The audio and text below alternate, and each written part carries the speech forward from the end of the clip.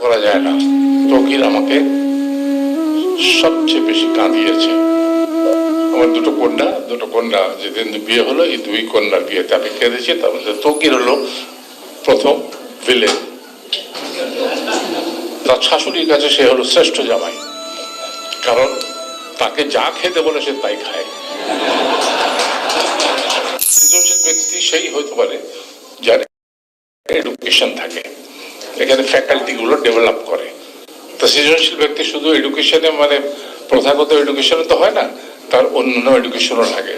এবং এই একটা জিনিস তার বিরাট বড় গুণ যে সে বই পড়ে। টেলিভিশন নাটকে জনপ্রিয় জুটি তকির আহমেদ ও বিপাশা হায়াত এখন অভিনয় অনেকটা অনিয়মিত। কয়েক বছর ধরে পরিবারের সবাইকে নিয়ে যুক্তরাষ্ট্রে বসবাস করছেন তারা। সন্তানরাও সেখানে পড়াশোনা করছে, তবে মাঝে মধ্যেই দেশে আসে। এক অনুষ্ঠানে উপস্থিত থেকে অনুষ্ঠান চলাকালীন সময় আবুল হায়াত তকিরকে নিয়ে বলে উঠলেন, তকির আমাকে সবচেয়ে বেশি কাঁদিয়েছেন। খালি তিনি জানালেন তার জীবনের এক আবেগঘন গল্প।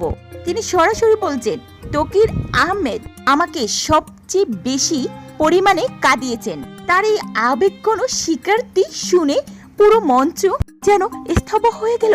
এ কি বলছেন আবুল হায়াত তার মেয়ের জামাইকে নিয়ে? কেন এত আবেগঘন ও কষ্টের উক্তি তিনি তকির আহমেদকে নিয়ে বললেন? চলুন বিস্তারিত জেনে নিই ভিডিওটি থেকে। বর্ষিয়ান অভিনেতা আবুল হায়াত সম্প্রতি এক অনুষ্ঠানে জানালেন তার জীবনের এক আবেগঘন গল্প।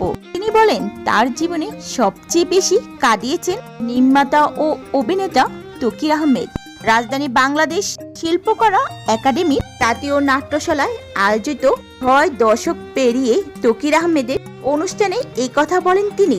তকিরই আমার জীবনে প্রথম ভিলেন। যেদিন তকির আমার মেয়েকে বিয়ে করে নিয়ে গেল, সেদিন আমি জীবনে সবচেয়ে বেশি পরিমাণে কেঁদেছি। তাই তকিরই আমার প্রথম ভিলেন। তবুও গর্বের সঙ্গে তিনি বলেন, তকির একজন দারুণ মানুষ। পরিবারের প্রতি তার অগাধ ভালোবাসা, আমাদের প্রতিও তার শ্রদ্ধা নিজের বাবা মার মতোই। 1993 সালে 23শে জুলাই তকির আহমেদ বিয়ে করেন বিপাশা হায়াতকে। বর্তমানে তারা 2 সন্তানের সুখী দম্পতি।